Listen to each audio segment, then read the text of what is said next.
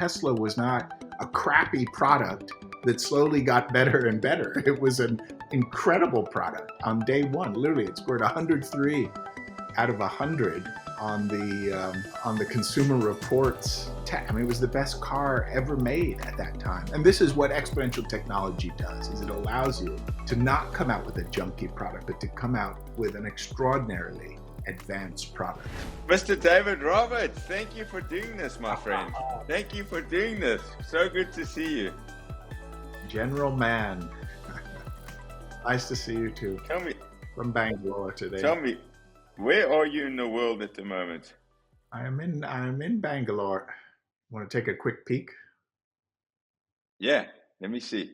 Let me see. This is kind of the tech capital, really, of India. It was brilliant.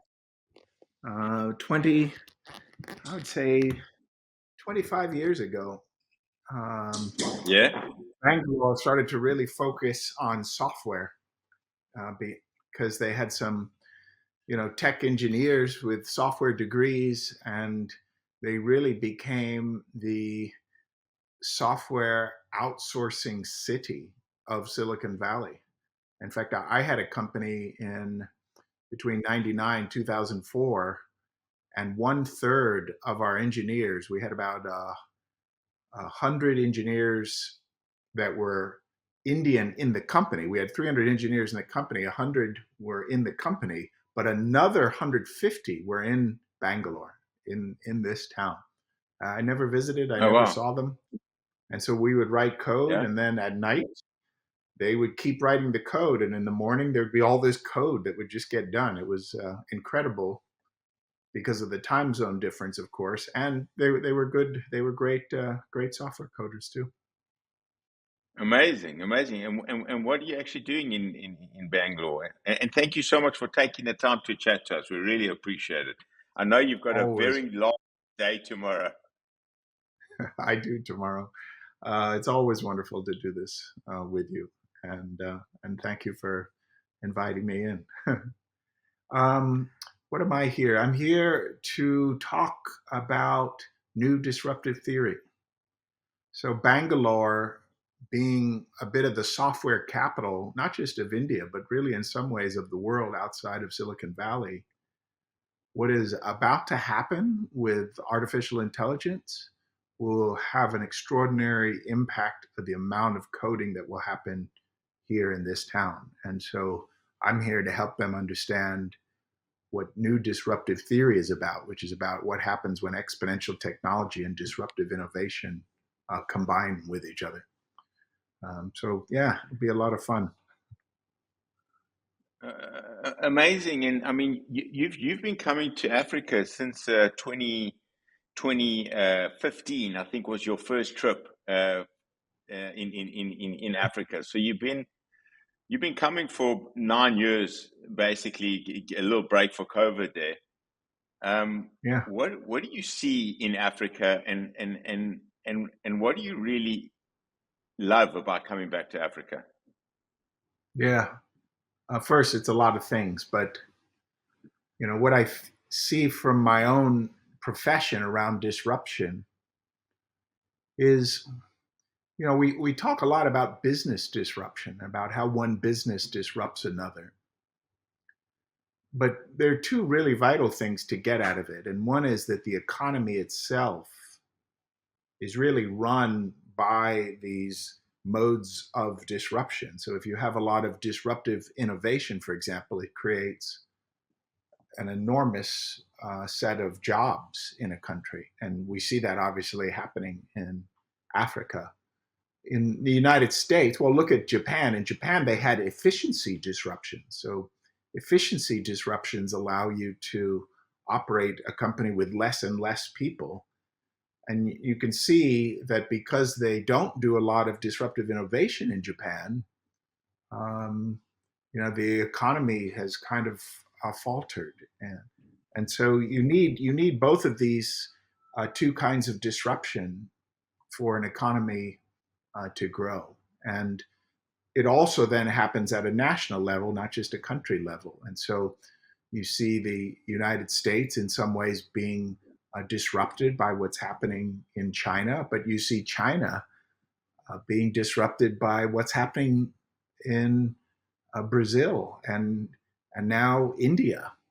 And after Brazil and India, who will disrupt them? I think Africa will disrupt them. I think Africa will absolutely be the disruptive innovator to follow on to India, and it'll be incredible. And we'll see this shifting of the economy, money, finances, all along with it. Amazing. So you've been spending a lot of time in India. Yeah, I know you mentioned to me that you've been working with the government. Yes, we did. We did an event. It's called the LBS-NAA for sort of Modi's reports. It's kind of in India. They have this fascinating structure, which is a little bit like the different leadership academies that the United States has in the military. But India has it actually for the government. So if you work in the government in India and you're in sort of the upper echelons of your level, you will go to this academy up in Missouri, India, in the mountains where it's wonderfully cool, and you'll go there 6 times throughout your career. Every 4 or 5 years, you'll actually go, and they all go together. So we did a session. I think it was about a year ago now, maybe almost 2, for them, really around, well, what does exponential technology and disruption, but especially disruption, what does it mean to a government? And how does a country, how does a nation disrupt itself and become a disruptor in the world?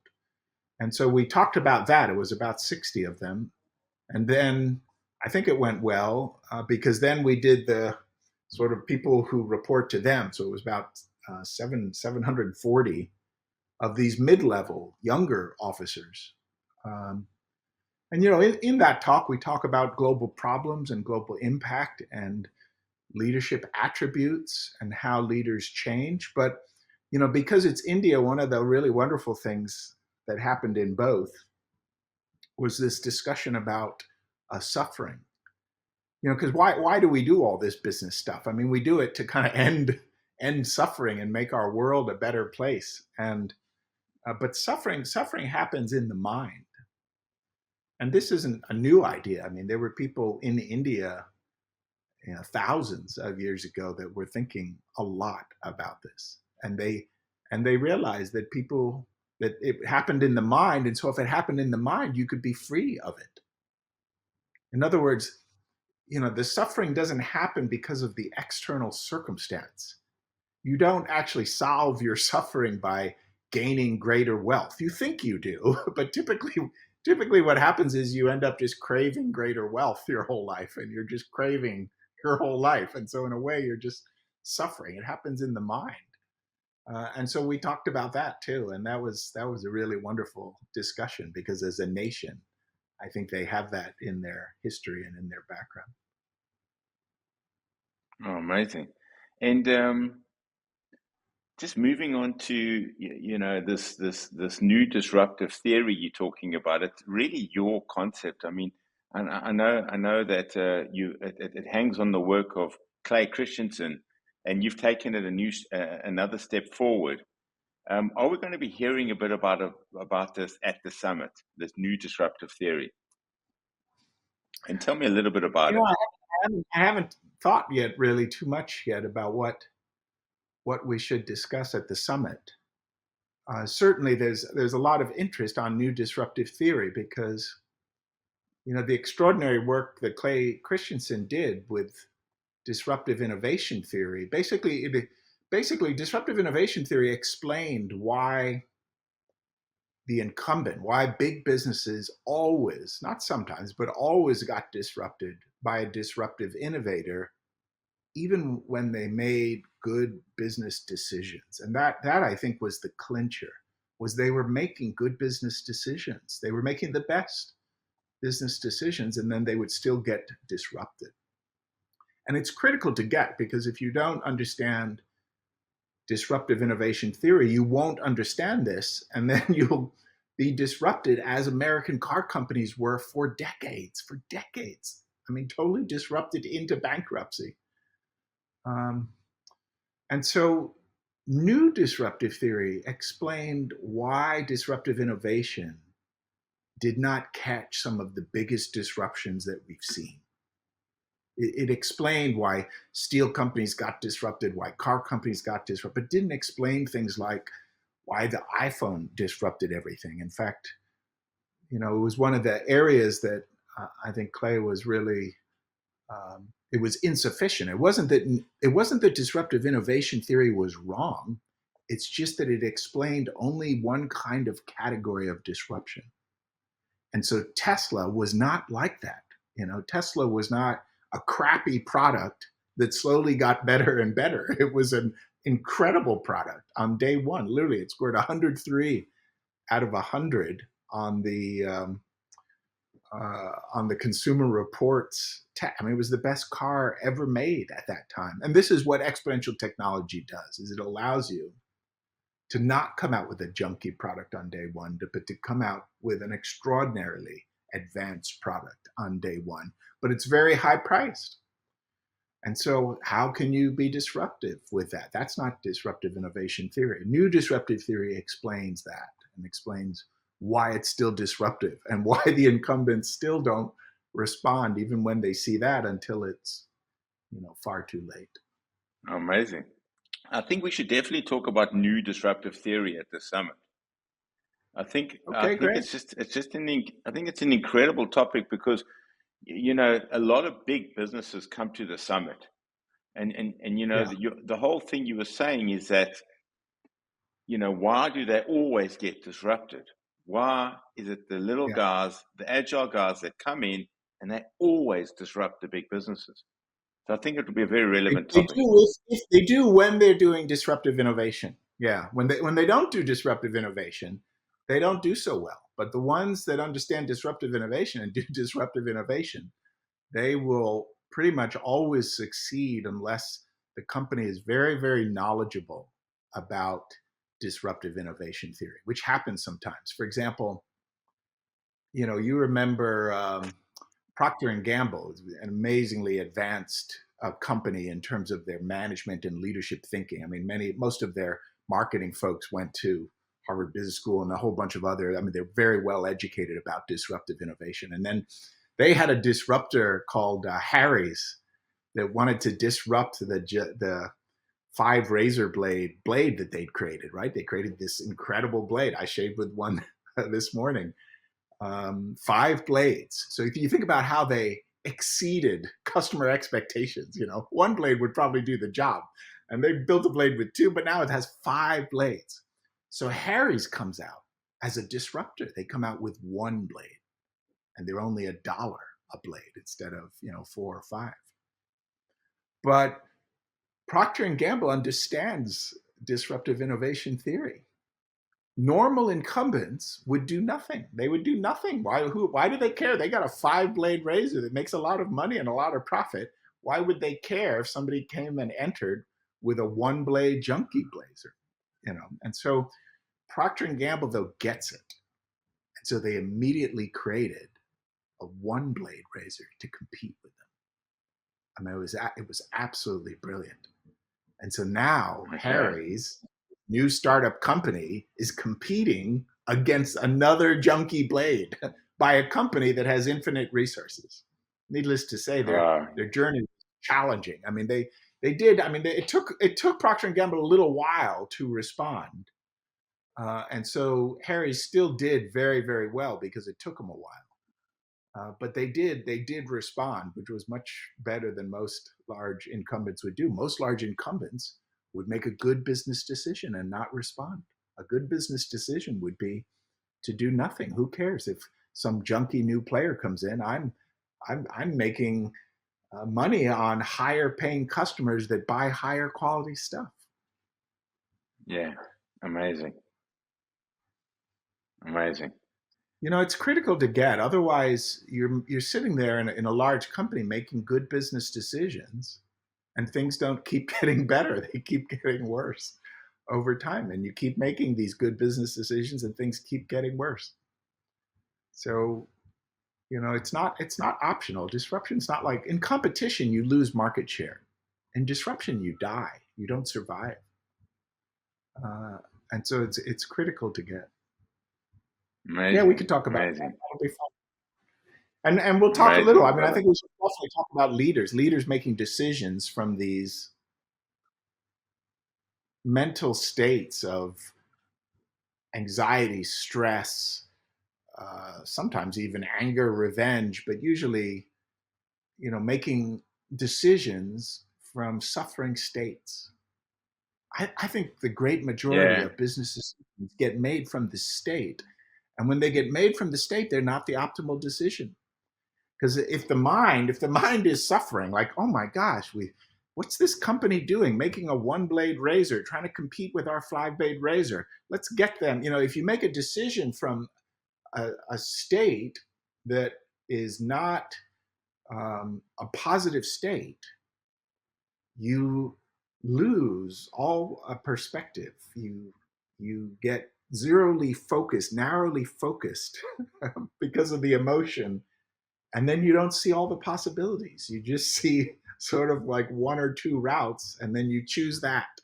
You don't even choose it because you just think that's the only option.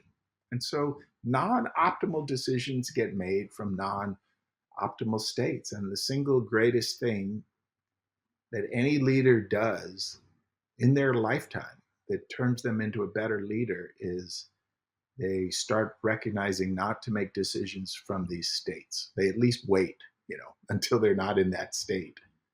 And then they make a decision from a positive state where they can see, all of the options. It made me think, have you seen this movie Dune? Dune no, 2? no, no. You told me about it. Dune 2. You Yeah, told me about yeah. it. It's a great movie, and there's a moment in it. There's a society that's just getting crushed by these outsiders, and there's one guy that they're sort of hoping is going to become a great leader, but he's not. He's not showing up yet. Uh, and he ends up at one point, though, being able to see clearly. And it's because of this weird spice that they've got on the island. But he can see clearly, and he says, I can suddenly see all the possible paths, and we lose to our opponents in nearly all of them. But I can see one Wow. narrow path where we win. In other words, because he can see all the options, he can find a path where they win. And because of it, he ends up, really leading and pointing the way. And I won't tell the rest of the movie, but it's a pretty Wow. insightful point. Yeah. I'm going to watch it, my man. I'm going to watch it, but I won't take up more of your time. I really appreciate you taking time out of your busy schedule in preparation for tomorrow. You were just saying some incredible stuff about AI, so thank you for just adding a little bit extra on. That would be really cool. I think the world is not understanding what is about to happen with AI. I think they think that it's like, these other technologies that we've had in the past, like cryptocurrency or robotics, and it's not at all like that. It's like that today because it's fairly narrow AI, um, but the speed and pace uh, with which this will improve and increase over time is going to change everything in a way that is much bigger than, say, like the internet changed everything or the phone changed everything, because those did kind of change the way we did business, but they didn't really change everything. The point is, we get everything because of our thinking. I mean, that's why we have a laptop. That's why I have a cell phone. We get everything because of our thinking. My prediction is the next release of ChatGPT. Um, Maybe it'll be in December, January, but it will be much, much smarter than the current 4.0 that I use, which is much, much smarter than the 3.5 that I used to use. Because I mean, they'll start to add reasoning to it. And people think, oh, well, that's a feature. It's not a feature. Reasoning is what gets us everything. That's why we think of all the new stuff that we think of. It's how we solve the problems we have is we do reasoning. And when you can get AI that's doing reasoning, you can suddenly apply it to problems. In other words, today we use AI to help us do the things that we do. It's sort of an augmenter of our intelligence. But the minute machines can actually solve problems, we'll just have them doing that all day long, all day and night long, trying to solve problems. And think of that. Apply it to any field. Apply it to, say, healthcare. We try to solve problems in healthcare. And so as a result, we've come up with a lot of pharmaceuticals to treat diseases, but we haven't actually cured a lot of diseases. We've cured some more recently because of CRISPR-Cas9 and things. But imagine when you've got intellect just working on those problems day and night. So we had an AI, just 2 or 3 years ago that basically solved every protein folding problem that we had. I mean, we all humans in all history, we only had solved like 170,000 protein folding problems. So we knew how a protein looked three-dimensionally, only 170,000 of them. And literally, it's kind of the same AI that was used to beat the best player in Go, AlphaGo. That same company made AlphaFold. And then they literally they folded like 2 million proteins in 18 months. They folded every protein that we could ever think of, not just for humans, like folded proteins for animals. Like they literally just solved what would probably have taken humanity decades and decades and decades to do, all in a year and a half. That is the kind of thing we're going to start seeing with the AIs that are coming. And so, in the Titanic, how the orchestra people are sitting on the deck and the Titanic is sinking. This is like the opposite of that. This is like a whole bunch of us all sitting on the deck of this extraordinary ship that's going up and going to like make cures of diseases, solve some of the hardest problems we've ever had. And we're all sort of just doing the same thing as if that's not going to happen. So this to me has. So how do you stay Yeah. ahead of it? How do you personally stay ahead of it? And how do you personally, adopt the learning mentality to just dive in and get involved? So I And mean, what there's do you do on a two personal level? parts I would say to that question. There's the part of how do I stay on top of what's happening, but there's the more important one, which I think because staying on top of what's happening is interesting. It helps with my curiosity, which is the driver, right? As you grow, we grow our curiosity. We grow our humility first. We grow our humility where we recognize that we actually don't know very much and there's a lot to know. We grow our humility, and then from that, it grows our curiosity. Our curiosity then grows our desire to learn.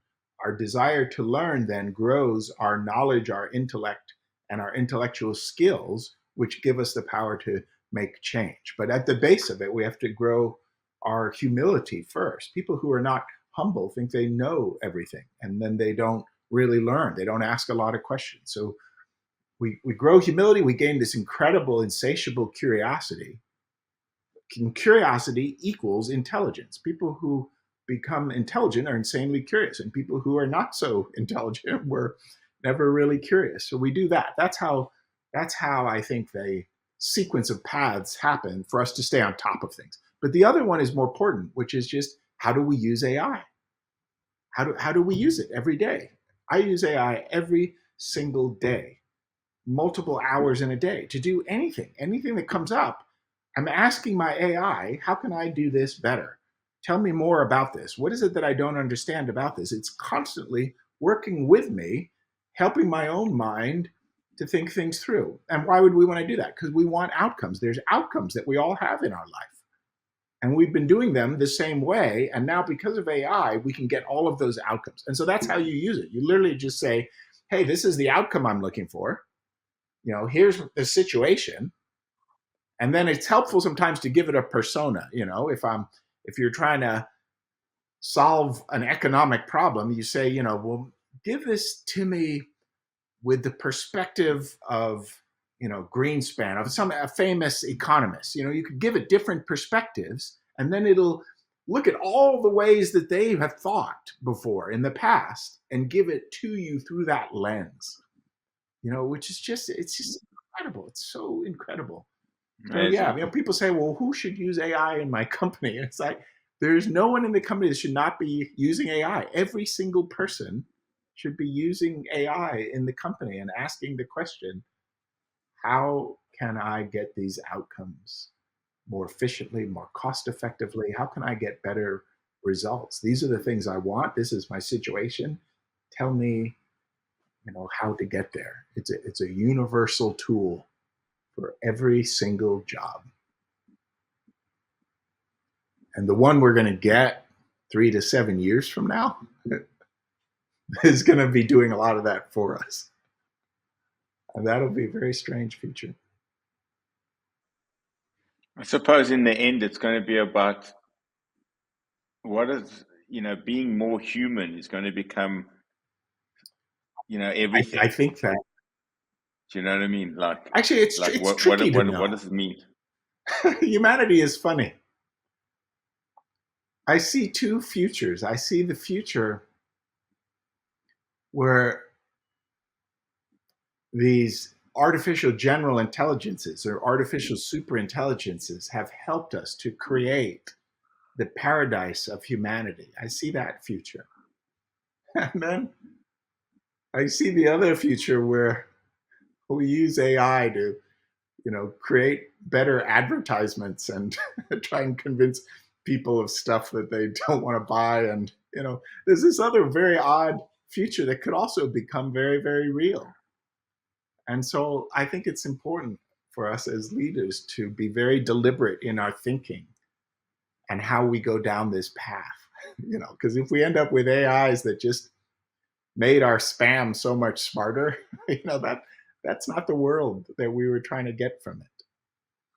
So not as predictable, but ultimately, yes, we're going to get a lot of our current problems solved. And so in the worst case, at least we'll have new problems. And that'll be very refreshing for us. Beautiful. Looking forward to hearing a lot more, going a lot deeper. And we cannot wait to have you back on the African continent. Thank you so much. I really am looking forward to being back. I love Africa, as you know. I love what's happening in the nation. The ups and the downs, I think, ultimately always lead to more ups. That even in the downturns, all of the things that people say, oh, this is happening, that they always lead. We always get better because human beings take always the worst circumstances, the hardest challenges, and learn from them, and then things progress. And the progress that's happening in Africa, when you measure it over a longer period of time, is just extraordinary. And it will be the disruptor to India, to Brazil, and to many of the other nations that are starting now to be the disruptors to other nations. So very excited about your future and just learning and sharing what we know together. So thank you, Dr. Always good to see you.